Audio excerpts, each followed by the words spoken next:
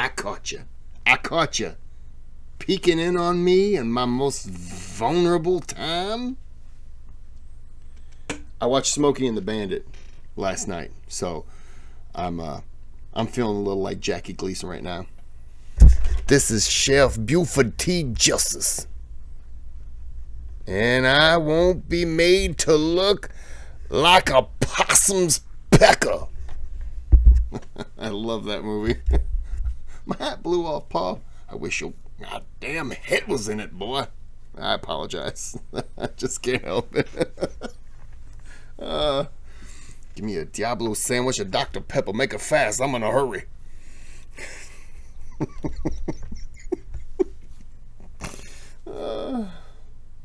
Is it bad that I start a video by just entertaining myself? That dude violated the Mann Act.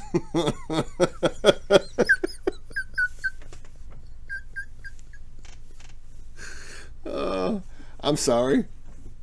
I guess I should do the video now. This is requested the history of Afghanistan summarized.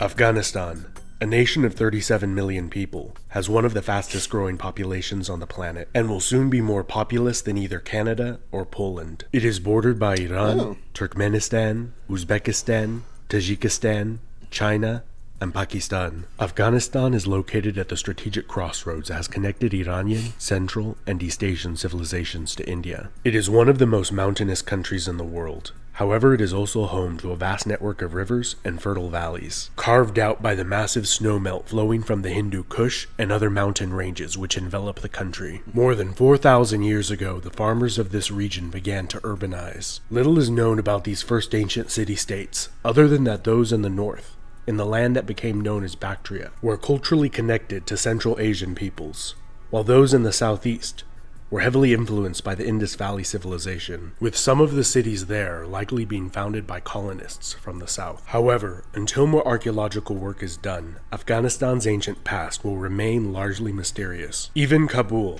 the current capital of Afghanistan, is likely to have been near continuously inhabited for more than 3,500 years, with the exact origin and people who built it unknown. Sometime during the 7th century BC. They don't know who built it? That's kind of crazy.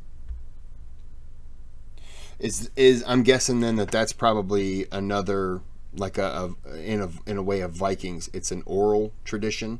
Not well. No, if they don't know about it, it wouldn't be. They would have no idea. It wouldn't be. Interesting. The Medes, a northern Iranian people, were the first to conquer and unite this land under their rule, which lasted approximately a little over a century. They were overthrown by the closely related Achaemenid Persians, who divided the empire up into satrapies, or provinces. By the time of the conquests of Alexander the Great, Persian people, language, culture, and religion were prevalent in what is now Afghanistan, with sizable Buddhist and Greek minorities who the Persians had resettled from their western provinces in the preceding centuries. Alexander faced some of the most formidable resistance of his conquests in Bactria, which is likely the primary reason he married the Bactrian princess Roxana, with whom he had a son, also named Alexander, which secured the allegiance of much of the Bactrian nobility and people, and access to India through the strategically important Khyber Pass. Alexander also founded several Greek colonies in the region that later became important political, commercial, and military centers. The Macedonian general Seleucus and his descendants ruled over much of the Oh no. Block it, gotta mute it. Oh, we muted it. We did it together. This Google commercial will not make Chef Buford T. justice. Sorry.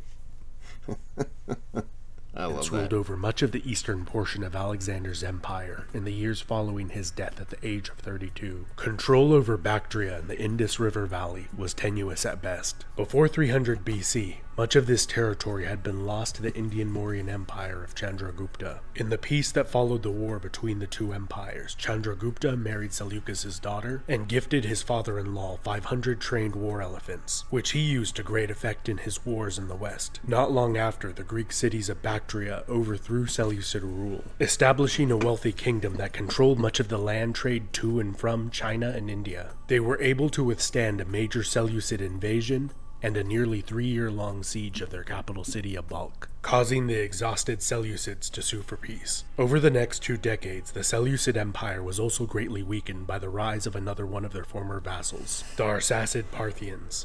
In the southeast, the Mauryan Empire collapsed. The Greco-Bactrians were then able to effectively fill much of the power vacuum left by these two empires. But their success was halted by internal division. As much of the army was in India, expanding Greco-Bactrian territory, the king was overthrown by a usurper, splitting the empire into... Wait a minute. So the king, they had troops in India fighting, and that's when that's when the king was overthrown. Kind of when all his soldiers were out to war. Wow.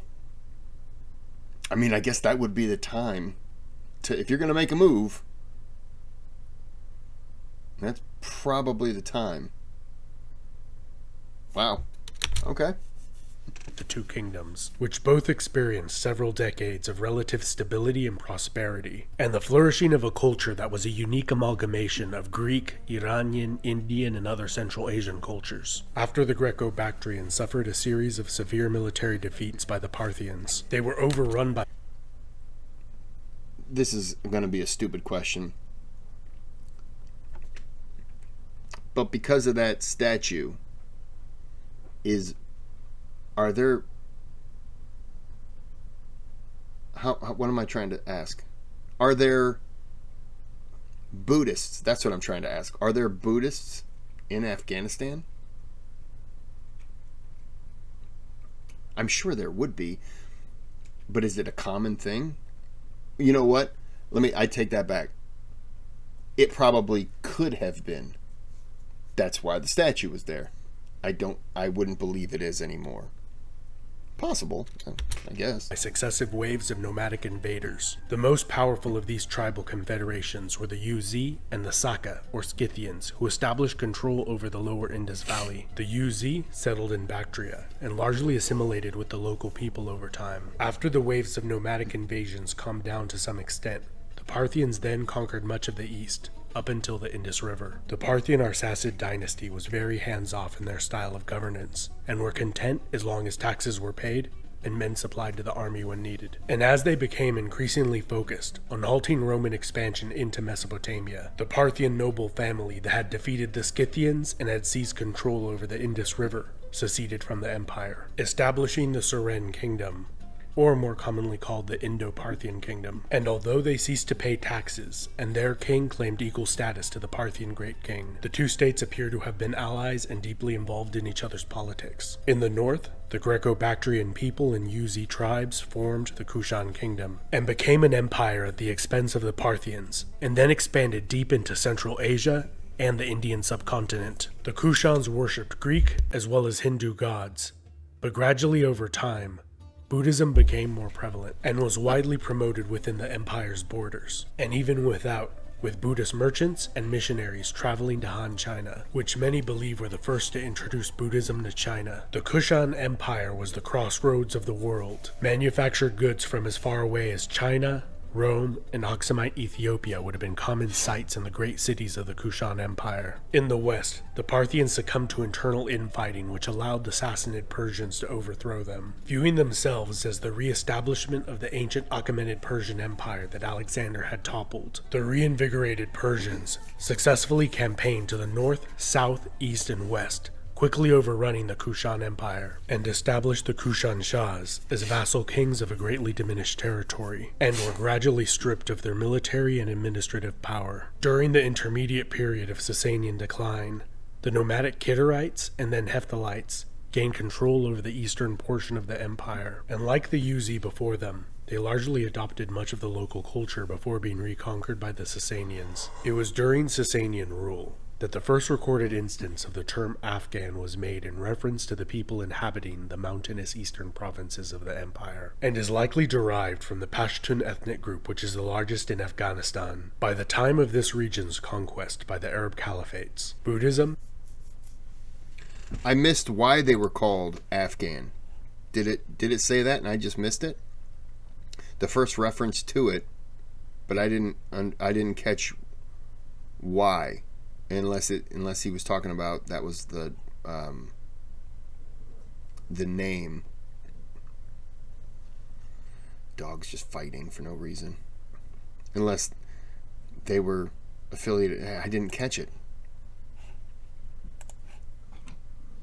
Would you two stop? Buddhism and the Persian Zoroastrian faith were the dominant religions in the land that proved difficult to control. Whenever a large Arab army left, the locals would rebel and revert to their ancient customs and self-rule. In the east, Kabul managed to remain an independent, wealthy city-state, controlling trade through the Khyber Pass to India, ruled over by Buddhists and Hindus. It was not until the late 9th century that the Safavid dynasty, founded by a Persian coppersmith born in southwestern Afghanistan, successfully rebelled against the Abbasid Caliphate and firmly established local rule, that Afghans began to convert to Islam, which the dynasty widely promoted. The Safavids were overthrown by the Samanid Empire, whose rulers claimed descent from the Sasanian Persians, and extensively promoted Persian culture and Islam throughout the empire. They made the mistake of utilizing Turkic slave soldiers, which in time overthrew them and established the Ghaznavid dynasty. Based out of the city of Ghazna in eastern Afghanistan, they continued the policies of promoting Islam and Persian culture, particularly among the nomadic Turkic tribes that were settled within the empire. The Ghaznavids were greatly weakened by conflict with the Seljuk Turk Empire, which allowed for their overthrow by the native Ghurid dynasty, which had recently converted from Buddhism to Islam, and were possibly of Pashtun descent. During the reign of...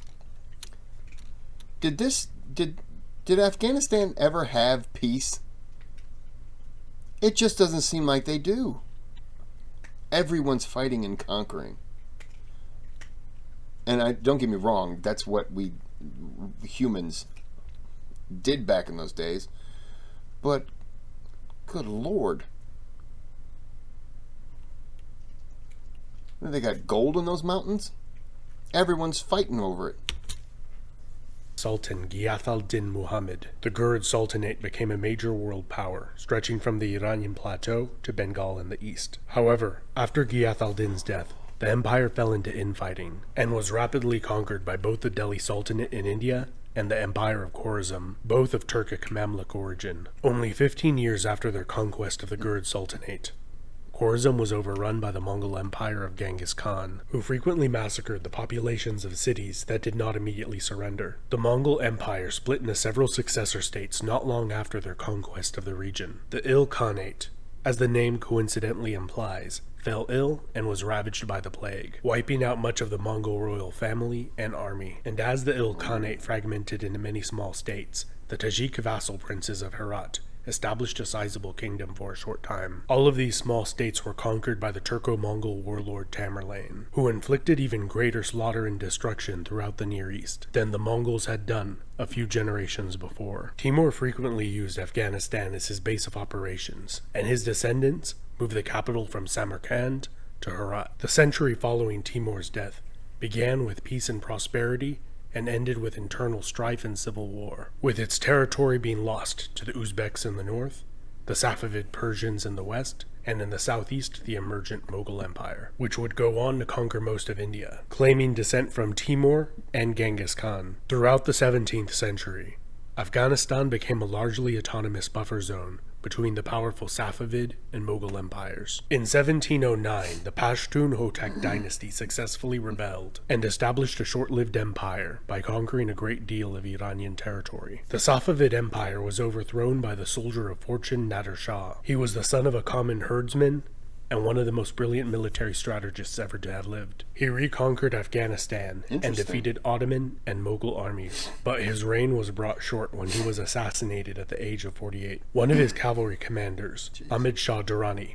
was a Pashtun and returned to his homeland, where a Pashtun tribal confederation selected him as their leader. He used his military experience to great effect, conquering those cities that did not join his cause in Afghanistan. And during his long 25-year reign, he successfully campaigned in India 3 times against the Marathas and Mughals, and even sacked their capital city of Delhi in 1757. The Durrani Empire is considered the foundation of the modern state of Afghanistan, and Ahmad Shah Durrani as the father of the nation. The empire declined after they were defeated by the Sikhs and driven out of the Indian subcontinent. However, the greatest factor influencing their decline may have been economic, as trade was cut off to China due to poor diplomatic relations, and the traffic along the ancient land trade routes connecting India, Iran, and Central Asia all but disappeared. This was due to the expansion of the Russian Empire into Central Asia and the dominance of the British East India Company over maritime trade, leaving Afghanistan in a more isolated state than it had been in over 2,000 years, but also a more unified one,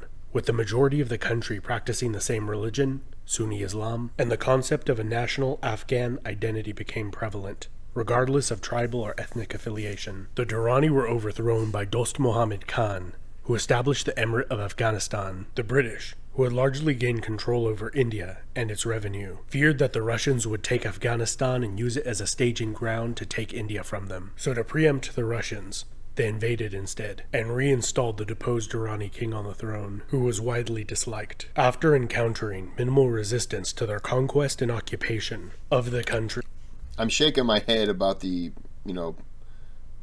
promoting someone that the people did not like.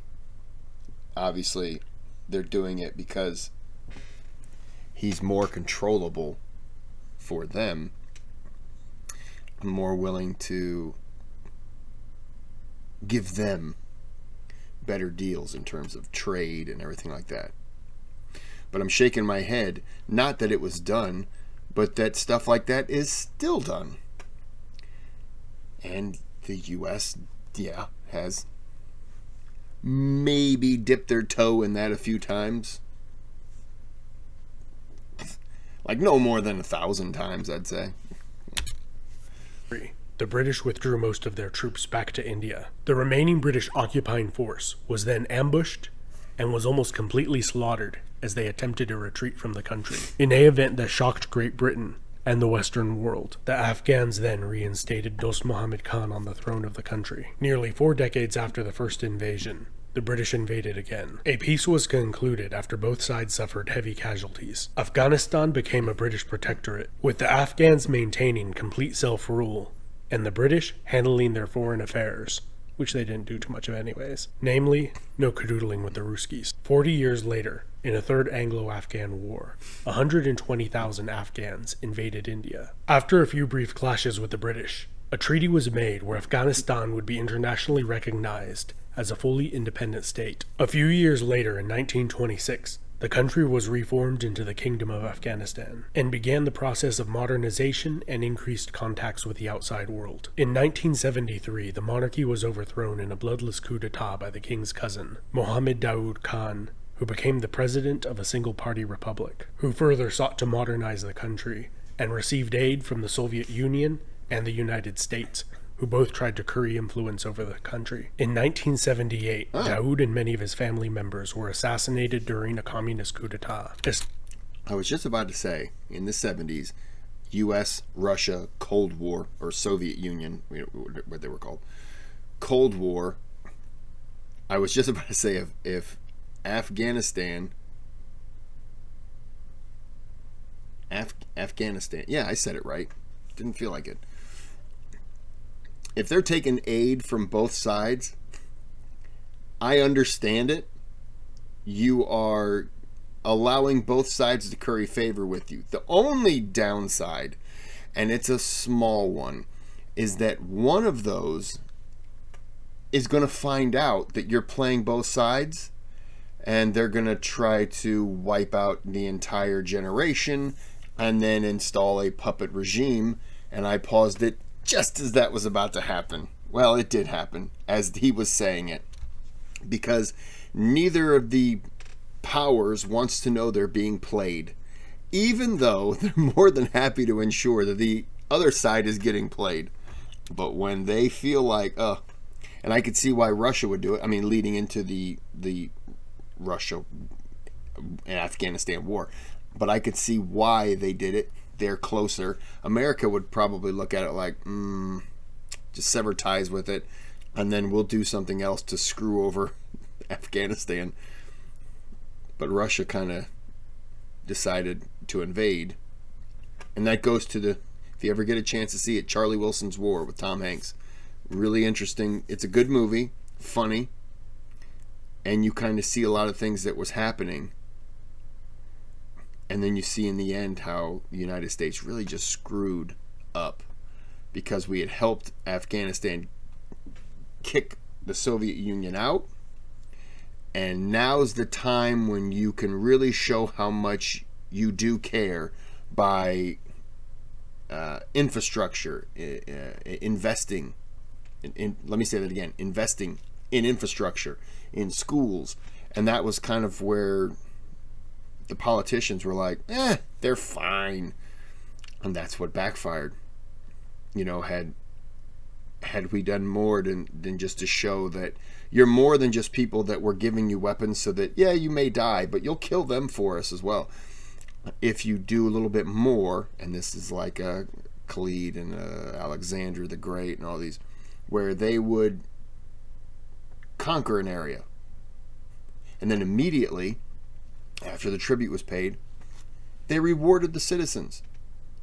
That's how you win the people over, by not showing that you're a conqueror, but by showing that you're here to help. Here's your money. You need that to farm. You need this for that. You need, this is your country. This, you know, I'm just passing through.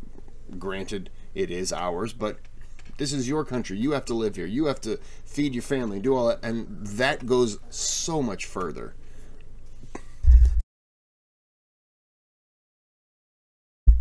My dogs.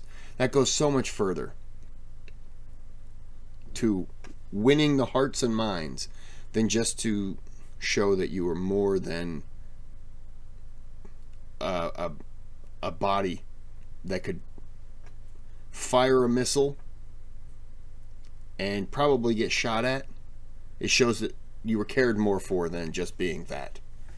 Sorry Establishing for the Democratic Sorry for the rant. Republic of Afghanistan. This Soviet-backed government pushed wide-ranging reforms that sought to modernize and abolish most traditional and religious societal structures. This caused widespread insurrection and Soviet involvement in a long war of attrition that nearly lasted 10 years, and caused millions of refugees to leave the country. A few years after the Soviet Union withdrew their forces, the Islamic State of Afghanistan overthrew the government and took over the cities, which was largely overthrown by the Islamic Emirate of Afghanistan in 1996, which established a totalitarian rule. They were removed from power 5 years later by U.S. coalition forces and the Northern Alliance, and established the Islamic Republic of Afghanistan in 2004. Let me know in the comments of what you believe the future holds for Afghanistan. Also, let me know in the comments of what you found most... What it holds in the future, unfortunately, if the past has anything to say, war. Infighting, civil war. I hope that is past. Afghanistan, Iraq, Iran, just that whole area seems like it's Syria. Seems like from my standpoint, seems like it's just this constant influx of fighting. Now, to be fair, we didn't help.